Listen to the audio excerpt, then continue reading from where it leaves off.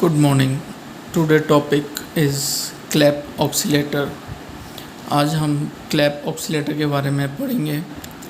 इससे पहले हमने हार्टले ऑक्सीलेटर, कॉलपिट ऑक्सीलेटर, उनके न्यूमेरिकल्स पढ़े हैं.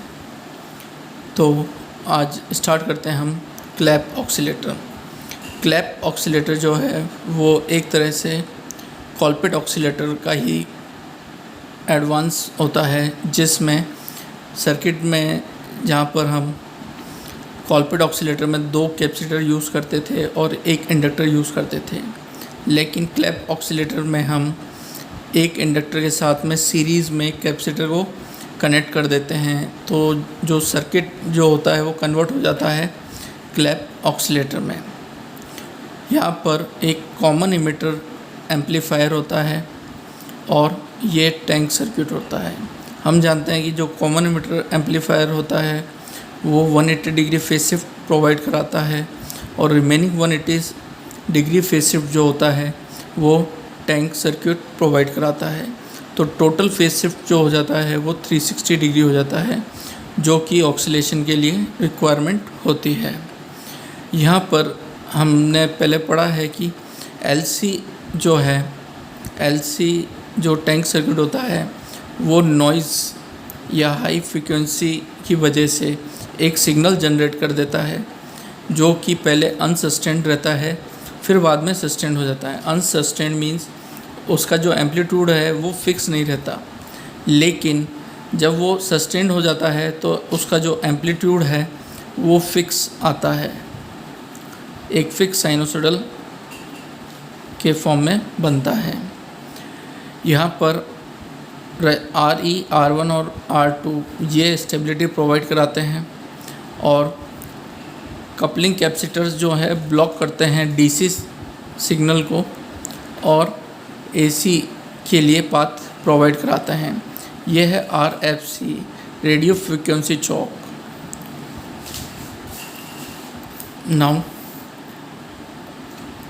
A single inductor found in the कॉलपिट. इससे पहले अभी बताया था कि कॉलपिट जो ऑक्सीलेटर है उसमें सिंगल इंडक्टर यूज़ करते हैं, जिसको अगर रिप्लेस कर देते हैं सीरीज़ RC कॉम्बिनेशन से तो ये बन जाता है अपना क्लैप ऑक्सीलेटर.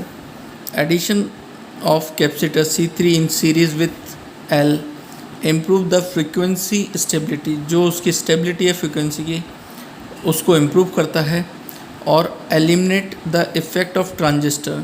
जो ट्रांजिस्टर के इफ़ेक्ट होते हैं, अगर सपोज़ ट्रांजिस्टर्स ख़राब हो जाता है उसको रिप्लेस करते हैं तो उसके पैरामीटर्स इफ़ेक्ट करते हैं पूरे नेटवर्क को, इस पूरे सर्किट को. तो उस चीज़ को भी ये रिमूव करता है. Eliminate the effect of transistor parameters on the operation of the circuit. जो उसके पैरामीटर्स हैं उसको इफ़ेक्ट, ट्रांजिस्टर के इफ़ेक्ट को रिमूव करता है. Operation of circuit is same as that the Colpitts. जो भी इसका ऑपरेशन होता है वो बिल्कुल सिमिलर होता है कॉलपिट ऑक्सीलेटर की तरह. As the circulating tank current flow through C1, C2 and C3. जो करंट इसमें फ़्लो होती है पहले अनसस्टेंड रहती है फिर सस्टेंड हो जाती है, वो इसके अंदर होती है. इन सीरीज़ द इक्विवेलेंट कैपेसिटेंस. यहाँ पर तीनों ही कैपेसिटर एक तरह से सीरीज़ में कनेक्ट हैं. तो सीरीज़ के अंदर जो फॉर्मूला होता है वो हम जानते हैं 1/C = 1/C1 + 1/C2 + 1/C3.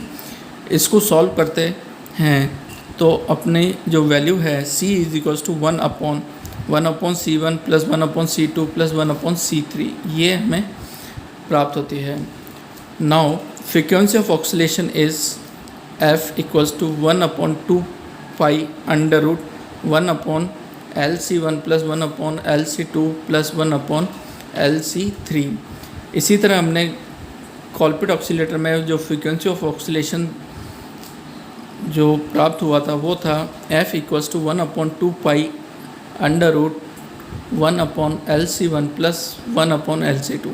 ये वाला जो है कैपेसिटर और इंडक्टर का ये पार्ट कॉलपिट में नहीं होता है.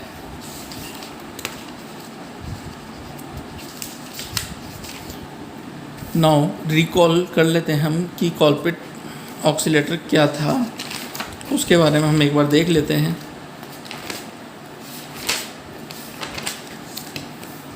जैसे कॉलपिट ऑक्सीलेटर जनरली जो जनरेट करता है सिग्नल वो अप टू 100 मेगाहर्ट्ज़ करता है, और जो टैंक सर्किट है उसमें L1, C1 एंड C2। तो क्लैप में अभी हमने देखा था कि L1, L, C1, C2 और C3।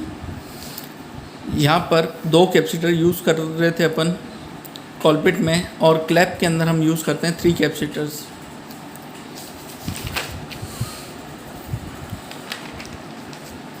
नाउ जो उसकी वर्किंग और कॉलपिट की वर्किंग है वो सेम है, इसलिए जो कलेक्टर पे जब हम VC सप्लाई देते हैं तो कलेक्टर के थ्रू एक radio collector through a radio frequency chalk which permit a energy flow of direct current इसमें से फ्लो होने की परमिशन मिलती है, but at the same time it's very high